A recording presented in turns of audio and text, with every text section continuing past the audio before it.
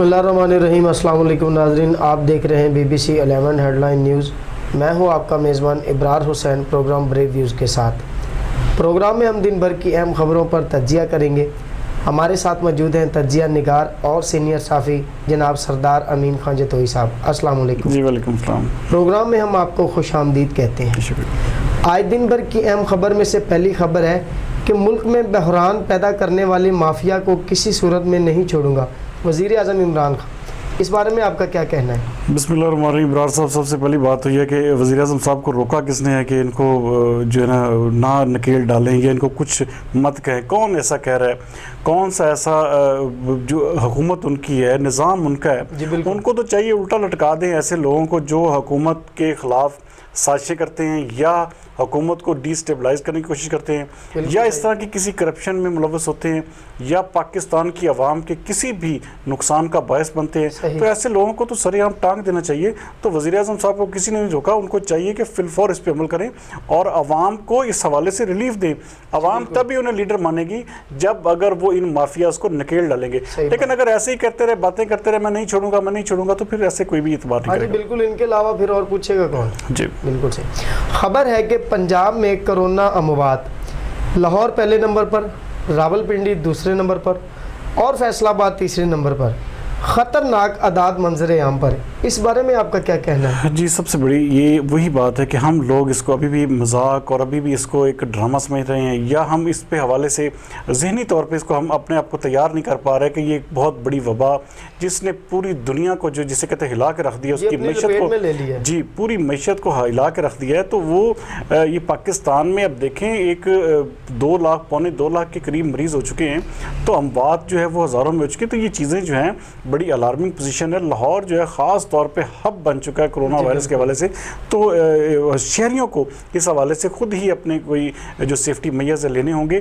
حکومت اپنا سمجھا چکی ہے، حکومت اپنا بتا چکی ہے، لیکن ہمیں بطور شہری کم از کم ہمیں یہ بھی دیکھیں، سب سے بڑی بات یہ ہے کہ ہمیں شرم آنی چاہیے کہ اگر کوئی خدا نہ خواستہ کوئی ایسا مریض جس میں ایسے سمٹمز پائے جائیں، اس کو باہر ہی نہیں نکلنا چاہیے، اس کو اپنے گھر میں رہنا چاہیے۔ اس کو کسی صورت میں بھی وہ دیکھیں کیریئر بن رہا ہے۔ آپ دیکھیں، آپ ایک مثال کسی کو بھی بندہ لے لے، کوئی نزلہ زکام یا کسی کو ہلکا سا بخار ہوتا ہے تو اس کو چاہیے گھر میں آئسولیٹ ہو جائے، بالکل باہر جانے کی بجائے، کسی کو ملنے کے بجائے وہ اپنے گھر میں رہے گا، تو اس سے بہت ساری جو ہے چیزیں بچت ہو رہی۔ اور باہر نکلیں تو جو حکومت جس طرح کہہ رہی ہے SOPs پر عمل کیا جائے، سینیٹائز کیا جائے، ماسک لگایا جائے، تو پھر ہی یہ وبا رکے گی، ورنہ یہ بتدریج بڑھتی جائے۔ لیکن اب بھی یہ خطرناک موڑ پہ یہ پہنچ چکی ہے۔ جی بالکل ایسا۔ جی، خبر ہے کہ کورونا لوٹ مار کا بازار سرگرم، آکسیجن سلنڈر کی قیمتیں 3 گنا مہنگی، اس بارے میں آپ کا کیا کہنا ہے؟ صاحب، قیمتیں تو ایک طرف ہیں، یہاں پہ سب سے بڑی بات یہ ہے کہ لوگوں نے جو ایک کھاتے پیتے گھرانوں سے تعلق رکھتے ہیں نا، انہوں نے کیا کیا ہے کہ آکسیجن جو سلنڈرز ہیں 3-3 4-4 اپنے نام کے خرید کے سٹاک کر لیے ہیں۔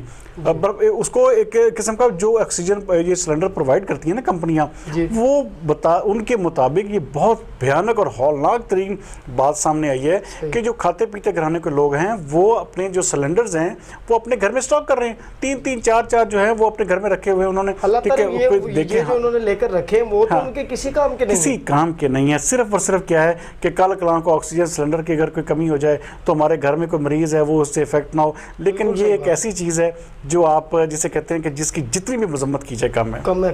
بالکل صحیح بات۔ خبر ہے کہ چین نے پاکستان کے معاشی اہداف کو شکل قرار دے دیا۔ جی بالکل، معاشی اہداف پورے ہونے بہت مشکل ہیں۔ یہ ابرار صاحب، سب سے بڑی بات یہ ہے کہ ہم لوگ دیکھیں، سب سے بڑی بات یہ ہے کہ اس وقت جو کرونا ہے وہ آپ کی معیشت کو لپیٹ چکا ہے۔ آپ اس کو مانیں نہ مانیں، لیکن کرونا نے جو ہے پوری دنیا کی معیشتوں کا بیڑا غرق کر دیا ہے۔ اب پاکستان تو اس کے سامنے کوئی چیز ہی نہیں تھی، پاکستان تو ایک بالکل جسے کہتے ہیں کہ نازک سی پگڈنڈی پہ چلنے والا ملک تھا۔ اب اس پہ میں نہیں سمجھتا کہ پاکستان اپنے اہداف پورے تو بڑی دور کی بات ہے، اگر ہم اپنے ملک میں غربت کو مزید پھیلنے سے روک دیں تو یہ بڑی کامیابی ہوگی۔ ہر جو ہے شعبے سے جو بندہ تعلق ہے وہ پریشان ہے۔ خبر ہے کہ چینی انکوائری رپورٹ پر حکم امتناع ختم، हुकूमत को शुगर मिल के खिलाफ कार्रवाई की इजाज़त। जी इब्रार साहब, हुक्म इम्तनाई इस हवाले से जो है वो दिया था हाई कोर्ट इस्लामाबाद ने, वो अब उसको उन्होंने ख़त्म कर दिया क्योंकि इस पे बड़ी लेदे हो रही थी कि हाई कोर्ट को इन मामलात में नहीं पड़ना चाहिए, ये हुकूमत के करने के काम है। अगर हुकूमत चाहती है, ऐसे लोगों को नकेल डालना चाहती है, तो हुकूमत को काम करने देना चाहिए, काम के हवाले से नहीं रोकना चाहिए। अब हम अगर हर इदारा अपनी अपनी जिसे कहते हैं ना कि वो अपनी एक लाइन और लेंथ में काम करेगा और अपनी एक हदूद कयूद के अंदर रह के काम करेगा, तो इस तरह के मामलात जो हैं वो नहीं बनेंगे। तो ये सबसे बड़ी चीज़ जो है वो इस वक्त हमारे मुल्क में जो बनी हुई है, हमें अपना जो दायरा इख्तियार है वो मुतय्यन करने की ज़रूरत है इदारों को। तो अब इमरान खान साहब जिस तरह कह रहे थे कि ये जी हाई कोर्ट ने इसमें हुक्म इम्तना दे दिया है तो हमारे हाथ बंद गए, अब उनके हाथ खोल दिए गए।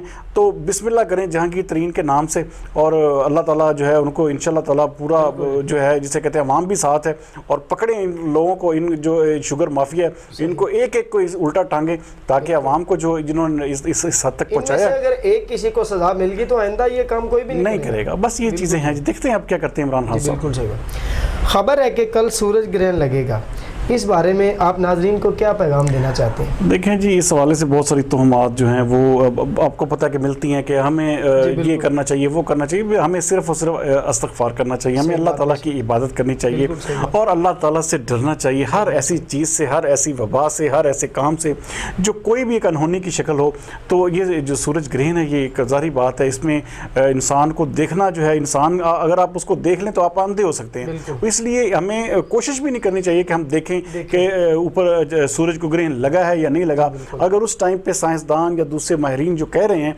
कि उस इतने बजे से इतने बजे तक, हमें इस टाइम के दौरान बिल्कुल भी सूरज की तरफ नहीं देखना चाहिए, क्योंकि हमारी आंखें, हमारी बिनाई इससे ज़ाया होने का खदशा है। इसलिए कम से कम जो है 1-2 बजे तक, जितने बजे का टाइम कहा जा रहा है, तो हमें अपने आप की एहतियात करनी चाहिए। जी, ये तो एक कुदरती अमल है, अल्लाह पाक हर जो है वो बंदे को इससे हिफाजत करवाए। जी नाजरीन, ये थी आज दिन भर की अहम खबरें जिन पर हमने तज्जिया किया।